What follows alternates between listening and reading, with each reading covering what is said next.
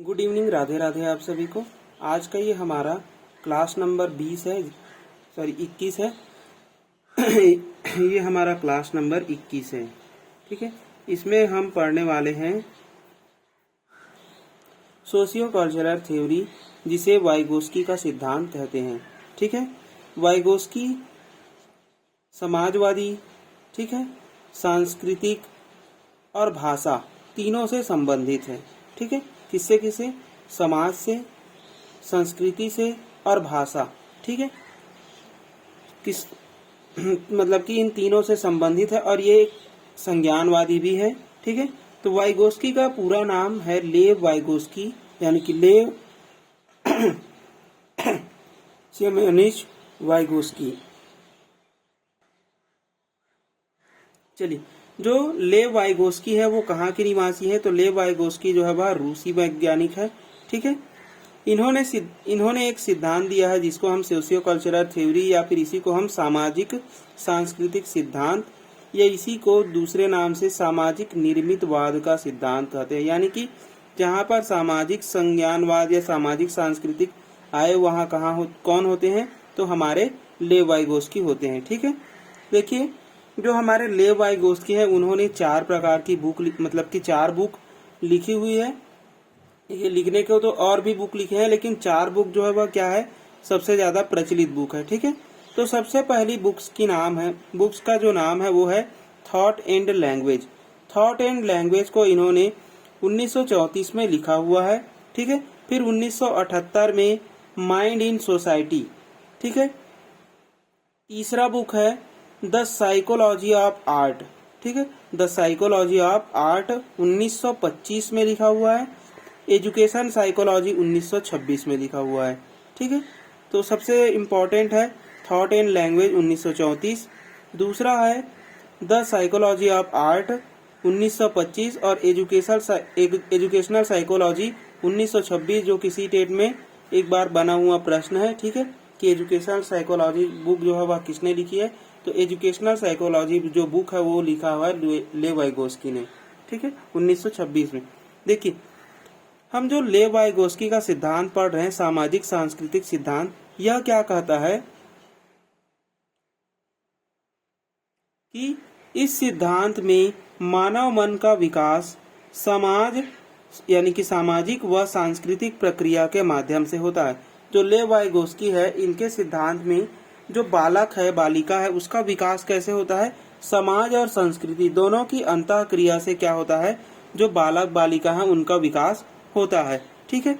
मन एक संयुक्त सांस्कृतिक है जो बच्चों एवं वयस्कों के बीच अंतःक्रिया के फलस्वरूप होता है। यानी कि जो हमारा विकास है, मन का विकास है, यानी मस्तिष्क का जो विकास है वो कैसे होता है? बच्चों एवं वयस्कों के बीच में अंतःक्रिया के माध्यम से होता है। यानी कि हम जो जिस समाज में रहते हैं उस समाज के जो बड़े लोग हैं उसके संपर्क में बच्चे जब आते हैं तब क्या करते हैं? अपने ज्ञान का निर्माण करते हैं। किनके अनुसार? लेव वाइगोस्की के अनुसार, ठीक है। देखिए, लेव वाइगोस्की के की पॉइंट देखते हैं इस सिद्धांत के। इन्होंने अपने सिद्धांत में सहयोगात्मक अधिगम को क्या दिया है? महत्वपूर्ण स्थान दिया है, ठीक है।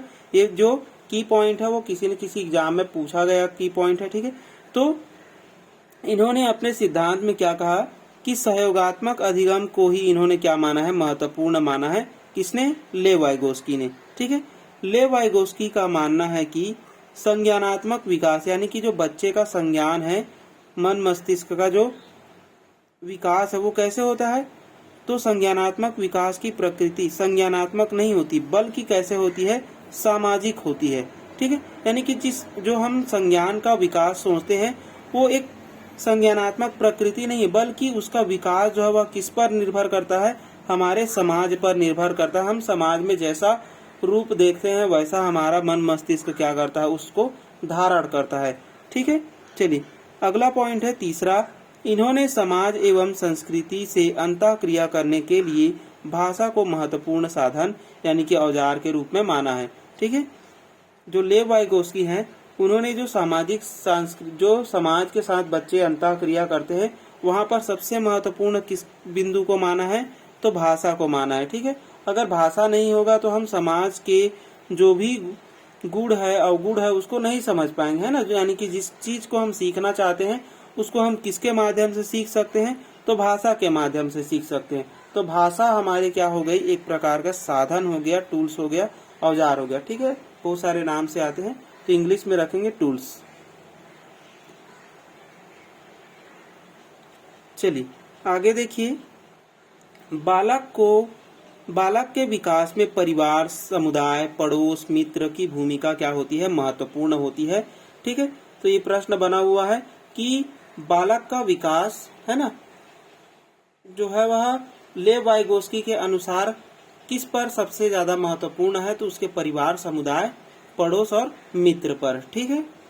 चलिए अगला है, वाइगोस्की ने खेल के मैदान में हुए विकास को महत्वपूर्ण माना है क्योंकि यहाँ बच्चा शारीरिक और मानसिक, ठीक है, संज्ञानात्मक आदि सभी पक्षों का क्या करता है, विकास करता है। यानी कि जब बच्चा जो है वह किसी खेल के मैदान में होता है, मान लो कि बच्चा जो है वह किसी खेल के मैदान में है, ठीक है, बहुत सारे बच्चे, तो बच्चे जो है वह शारीरिक रूप से भी खेल रहे हैं, है ना, और किस खेल को किस विधि से किस गति से खेला जाए, है ना, उस पर वो क्या करते हैं, विचार भी करते हैं। यानी कि यहाँ पर उसके क्या होता है, उसके संपूर्ण पक्षों का, यानी कि जो हमारे शारीरिक, मानसिक, संज्ञानात्मक, है ना, सामाजिक सभी पक्षों का क्या होता है, विकास होता है। क्योंकि यहाँ पर बच्चा जो है वह खुद के बारे में नहीं, समाज के बारे, यानी कि दूसरे के बारे में भी, समूह सहयोग के तरह से भी क्या करता है, यहाँ पर सीखता है, ठीक है। तो इसीलिए वाइगोस्की ने कहा है कि बच्चा जो है वह खेल के मैदान में क्या करता है, उसका संपूर्ण विकास होता है, ठीक है। चलिए अगला देखेंगे हम, वाइगोस्की के सिद्धांत के महत्वपूर्ण तत्व, ठीक है। वाइगोस्की के सिद्धांत के कितने तत्व हैं, तो 3 तत्व मुख्य है, ठीक है। देखिए सबसे पहला जो तत्व है वो है MKO। MKO क्या है, मोर नॉलेजेबल अदर, यानी कि अधिक जानकार व्यक्ति। देखिए MKO कहने का मतलब है कि जब बच्चा जो है, कोई अबोध बच्चा है, वो उससे अधिक जानने वाले व्यक्ति के संपर्क में रहता है और उससे क्या करता है, वह ज्ञान को ग्रहण करता है। देखिए मैं अधिक जानने वाला बोलो, है ना, यानी कि अधिक उम्र नहीं, अधिक जानने वाला। कोई भी बच्चा है, जैसे 5वीं का 2 बच्चा है ना, एक बच्चा थोड़ा कम जानता है, एक बच्चा ज्यादा जानता है, तो ज्यादा जानने वाले के बच्चे के संपर्क में जो कम जानने वाला बच्चा है वो है, और उस ज्यादा जानने वाले बच्चे से क्या कर रहा है, उसके जो भी गुण है, जो चीज को वो जान रहा है, उस चीज को क्या कर रहा है, उससे सीख रहा है ना। तो MKO हमेशा अधिक ज्ञानवान व्यक्ति होता है, ठीक है। उम्र से कोई मतलब नहीं है, ठीक है, उम्र छोटा भी हो सकता है, उम्र बड़ा भी हो सकता है, बस उसमें क्या होना चाहिए, जो जानने वाला व्यक्ति है उससे अधिक उसके पास ज्ञान होना चाहिए, तब हम उसको क्या कहेंगे, मोर नॉलेजेबल अदर कहेंगे, ठीक है। अब देखिए यहाँ पर कोई बालक है ना, अब कोई ये बुजुर्ग है, तो ऐसी कोई बात है जो बुजुर्ग नहीं जानता हो, बालक से भी सीख सकता है ना। तो बालक इस बुजुर्ग के लिए क्या बन जाएगा, मोर नॉलेजेबल अदर बन जाएगा, ठीक है, यानी कि MKO बन जाएगा। इसमें बालक मूल्यों, विचारों, भाषा एवं तकनीकियों का ज्ञान अपने से अधिक जानकार व्यक्ति से सीखता है, ठीक है। जैसे माता पिता, भाई बहन, शिक्षक, मित्र, है ना, तो मित्र छोटा भी होता है, मित्र बड़ा भी होता है ना। चलिए दूसरा जो तत्व है वो है स्केप फोल्डिंग। दूसरा तत्व क्या है, स्केप फोल्डिंग। देखिए यहाँ से प्रश्न जो है वह बहुत सारे बने हुए हैं, अगर हर एग्जाम से निकाला जाए तो कम से कम 30-40 प्रश्न तो यही से बन चुके हैं, है ना। देखिए स्केप फोल्डिंग पाड़, ढांचा, मचान या इसी को हम अस्थायी सहारा कहते हैं। किसी बुक में केवल स्केप फोल्डिंग लिख कर आ जाता है, किसी में पाड़ ही लिख कर आ जाता है, ढांचा, मचान, अस्थायी सहारा, है ना, यानी कि टेम्पररी हेल्प, इस प्रकार से लिख कर आ जाता है।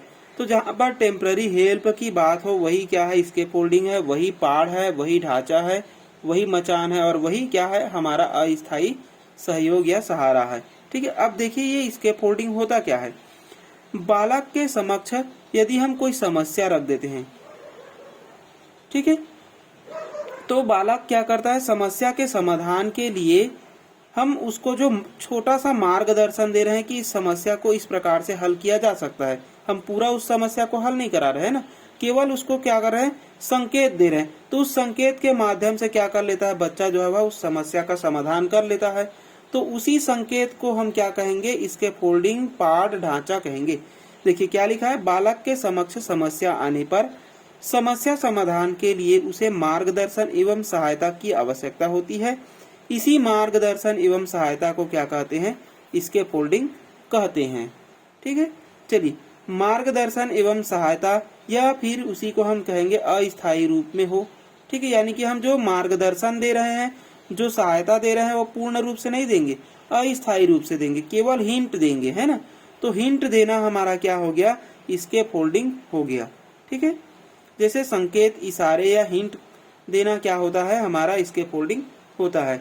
यहाँ बच्चे के पास अव्यवस्थित असंगठित संप्रत्यय होता है तथा बड़ों के पास व्यवस्थित संगठित संप्रत्यय होता है। यानी कि वाइगोस्की क्या कहते हैं कि जो बच्चा होता है, जो किसी समस्या को देखता है, उसके पास में अव्यवस्थित डाटा होता है ना, जिससे वो क्या करता है, उस प्रश्न को हल करने की कोशिश करता है। ठीक है, लेकिन बड़ों के पास में क्या होता है, व्यवस्थित डाटा होता है, जिससे वो उस समस्या को जानता है, उस समस्या को हल कर पाता है। तो उस दोनों के संवाद के से क्या होता है, बच्चा जो है वह उस बड़े के जो संगठित व्यवहार है, संगठित जो समस्या का समाधान करता है, उसको क्या करता है, बच्चा जो है वह सीख जाता है। ठीक है, यानी कि व्यवस्थित संप्रत्यय बनाता है बच्चा। ठीक है, तो ये था हमारा स्केप फोल्डिंग। स्केप फोल्डिंग क्या होता है, तो स्केप फोल्डिंग हमारा अस्थायी सहारा होता है, यही याद रखेंगे।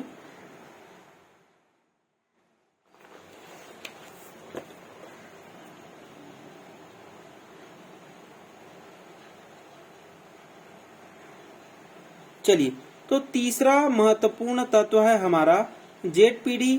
जेडपीडी जिसे हम जोन ऑफ प्रॉक्सिमल डेवलपमेंट कहते हैं। ठीक है, समीपस्थ विकास का क्षेत्र। देखिए समीपस्थ विकास का क्षेत्र क्या होता है, जेडपीडी जिसे हम जोन प्रॉक्सिमल डेवलपमेंट कह रहे हैं। जेडपीडी का निर्माण एमकेओ और स्केप फोल्डिंग की सहायता से होता है। यानी कि यहाँ पर क्या होगा, अधिक जानकार व्यक्ति भी होगा, अस्थायी सहारा भी दिया जाएगा। ठीक है, बच्चे को, उन सब से क्या बनेगा, हमारा जेडपीडी बनेगा।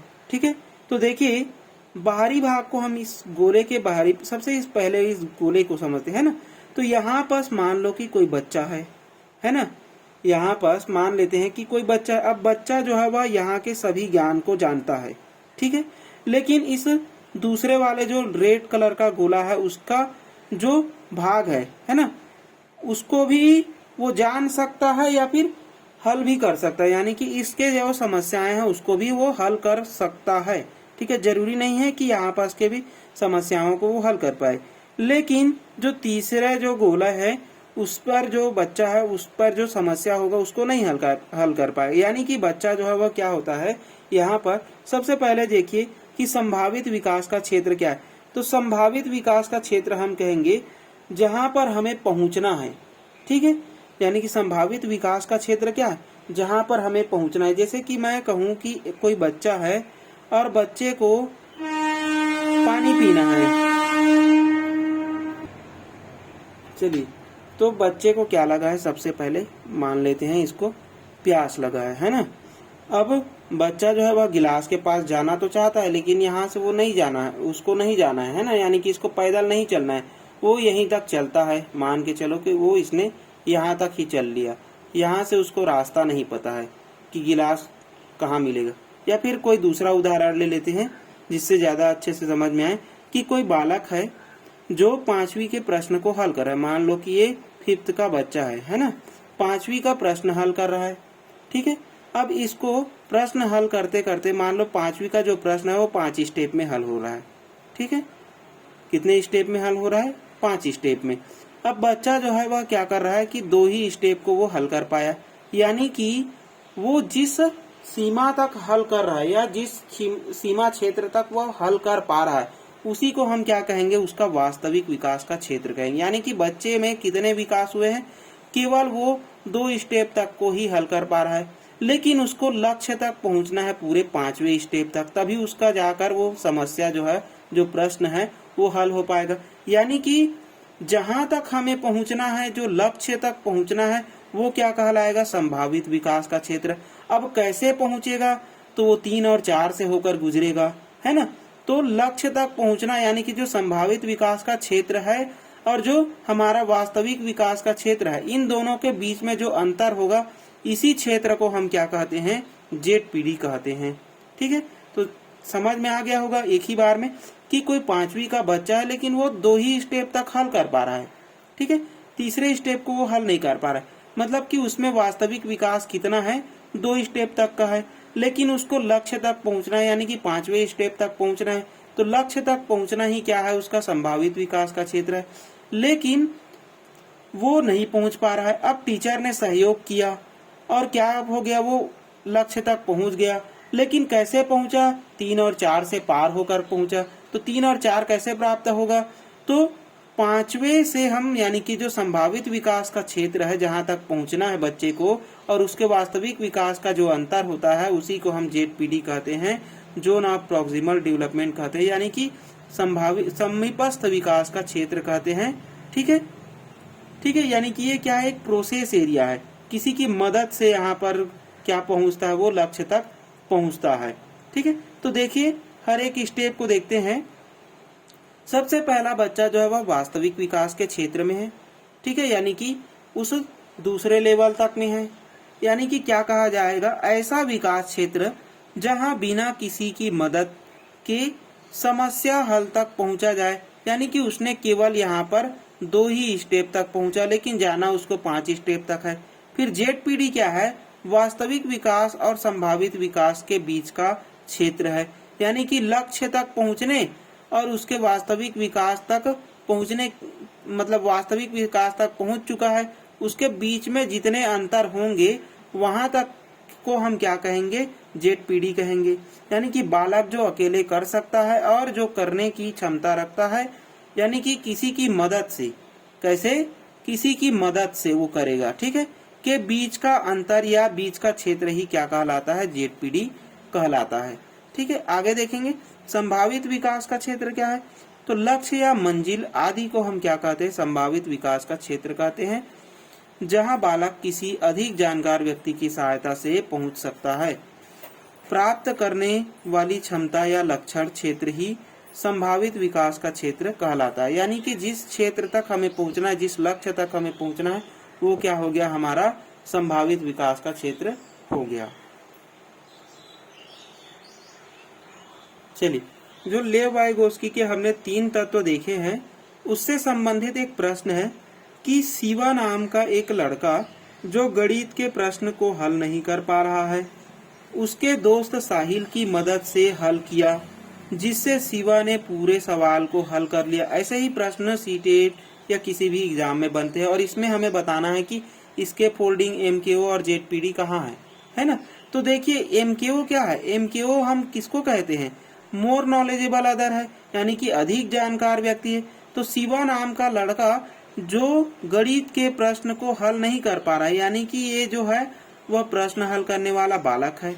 ठीक, उसके दोस्त साहिल, ठीक है, साहिल की मदद से हल किया, यानी कि साहिल क्या है, अधिक जानकार व्यक्ति है, यानी कि साहिल क्या बन गया, हमारा MKO बन गया। ठीक है, की मदद से हल किया, जिससे शिवा ने पूरे सवाल को हल कर लिया, यानी कि इसके फोल्डिंग क्या है यहाँ पर, तो साहिल ने कितना मदद किया होगा, थोड़ा सा मदद किया होगा, पूरा तो नहीं किया होगा, है ना।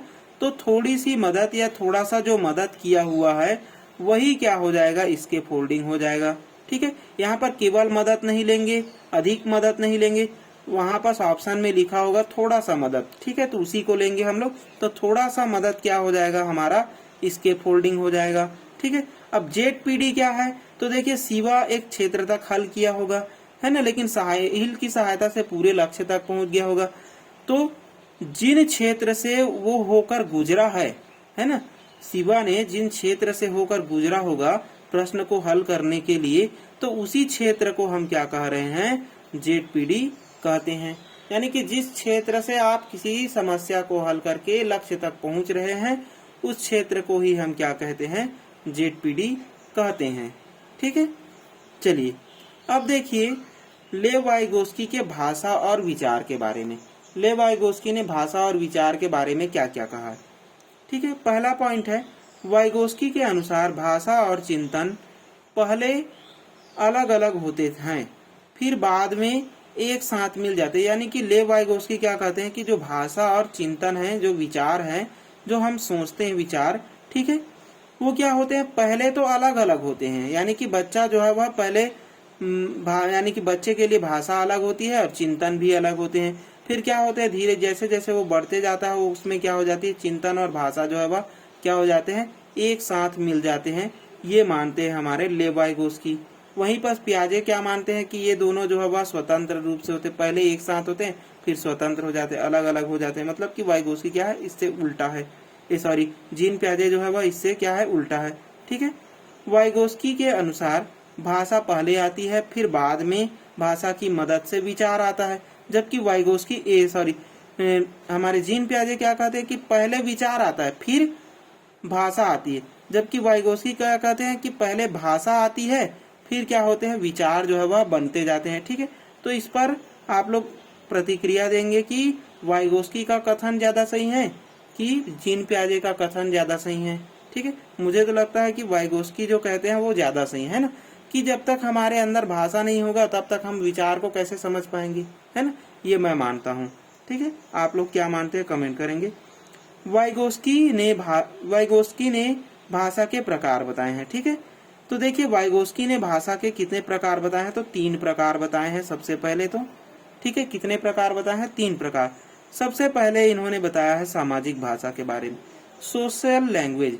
देखिए सामाजिक भाषा क्या है, सोशल स्पीच लैंग्वेज, ऐसी भाषा जिससे बच्चा दूसरों से संवाद करने के लिए उपयोग करता है। यानी कि बच्चा जो है वह ऐसी ऐसी भाषाओं का उपयोग कर रहा है यहाँ पर, यानी कि जिस भाषा का उपयोग वो समाज के लिए करता है ना, यानी कि दूसरों के लिए करता है, दूसरों से संवाद के लिए करता है।